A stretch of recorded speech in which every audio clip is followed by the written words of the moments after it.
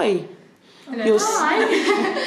You're sleeping out tonight. Yeah, I'm very excited. Yeah, it's quite cold out there. It's a bit chilly. Yeah. What is it you're doing exactly? You're doing a few things for Doorway this week. So our school's we run the school charity week every week where we put on loads of events for the younger school, and we we raise as much money as we possibly can.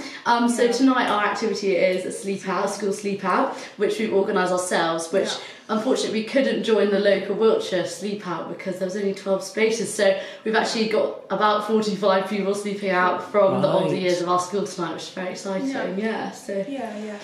We really like the sleep out idea that Doorway have been running for quite a while now. And because it's just so relevant to the cause of raising money for helping homelessness, we thought, you could get involved with a bit of activism at the same time as sort of raising awareness and empathy for the kind of situation that these people are in. And it's definitely the best way to put yourselves in the shoes of the people that we're raising money for. So I think hopefully after tonight we'll have a better understanding. So tonight we're starting with a short service, just talking a bit about homelessness, about the cause of homelessness, singing a few hymns, and then we'll move outside where we'll have eating.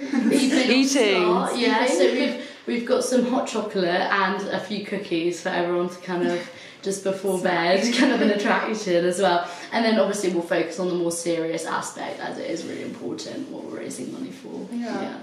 Okay, so how do you feel? So, some people say that it's quite odd for people that are relatively in comfortable positions to do this for homeless people. What are your views about that?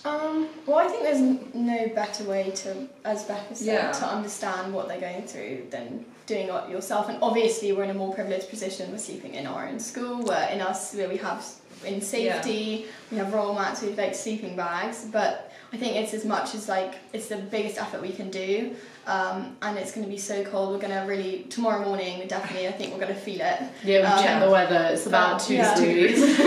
It's really starry and cold outside. So have any of you slept rough before or outside in your gardens? No. I mean, we've been camping. I've slept in my garden. I think it's definitely a very different situation when you're in a tent to when you're and also when you're thinking about who you're raising it for, I think it's very different. Yeah, I think what Lizzie was saying earlier, it's not really about replicating homelessness, but it is about empathy and sort of getting some sort of insight into what people are going through. Okay, and do you have any concerns about sleeping outside? Any cold? The cold is definitely one of them. Yeah, hopefully it won't rain. Animals, maybe. As Lizzie said, we're very fortunate to be in our school environment, which means we're definitely lucky enough to be in a safer situation than I'm guessing you would be sleeping in the park or on the streets even. So yes, but hopefully I think it'll be a good night if we're all. Everyone's up for it. Everyone's in the spirit of... I've been looking on our donation website and it's looking good so far, and I'm sure there's still some more money to come in. So it's very, very good. It's all going to plan. Wonderful. Well, we look forward to coming back and seeing how you feel after the sleep out. Thanks very much. Thank you.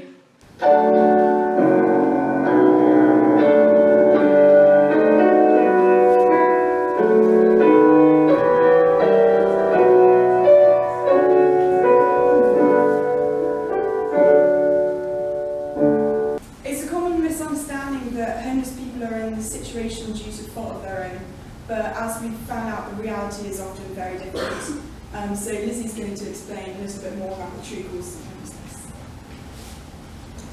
So in a recent survey about popular opinion on the causes of homelessness, 22% of people thought it was alcohol or drug addiction, which were the main reasons for homelessness, and 14% of people said debt.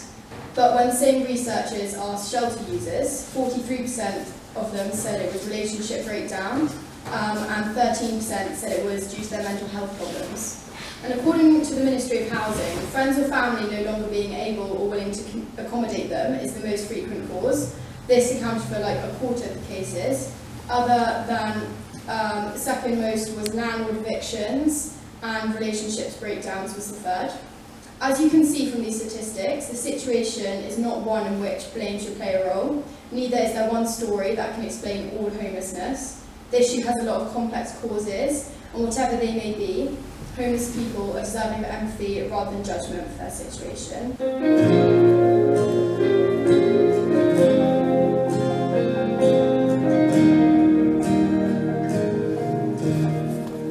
So you've done your sleep out. How did it go?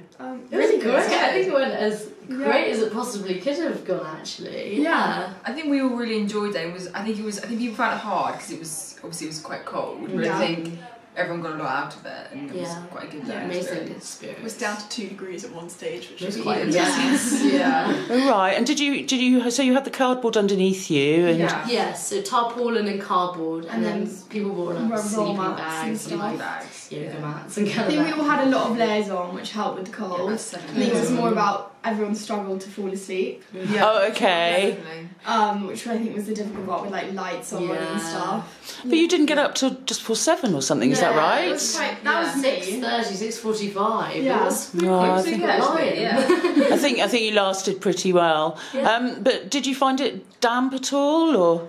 Yeah, I think quite a lot of people woke up and their pillow, the stuff they put under their head was damp and stuff. Yeah, I slept in like a bivvy bag. Some people had bin bags around their feet, so I think that helped. Definitely waterproof. But I think we were quite lucky. We were quite lucky. Yeah, we were really lucky. We had when I was asleep, I was thinking how many layers I had on and how a lot of people, rough sleepers, wouldn't have had the same amount of layers. So I think that was definitely. I was wearing like 7 on my top half, and I did notice that like there's only so much it can do to like delay how like slowly the cold gets in. But there was definitely a point around 2-3 a.m.ish when we sort of turned to each other. That's what the layers did actually. Like whatever time in the morning it was freezing. Yeah, I think when you woke up in the middle of the night, as soon as you woke up, the cold would hit you. Yeah, people are always like, it's gonna be cold, but then when you're actually like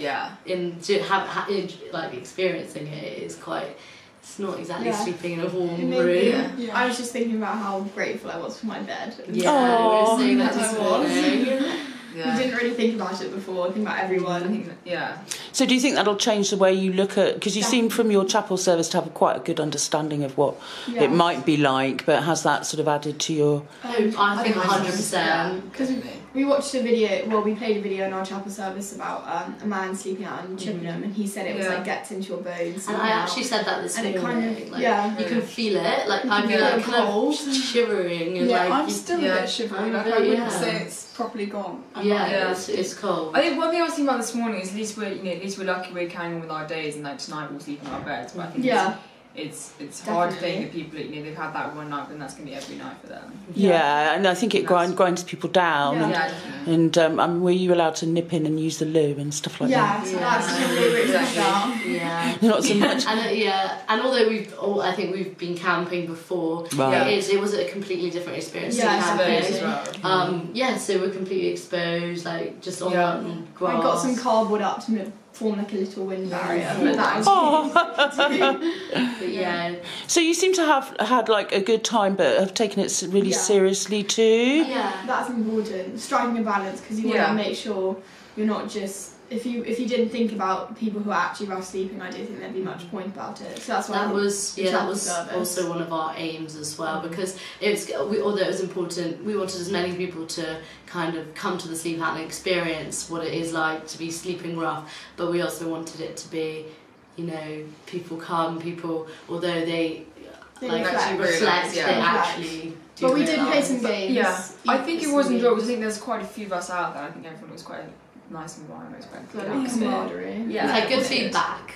Brilliant. Well, thank you so much for doing this for Doorway.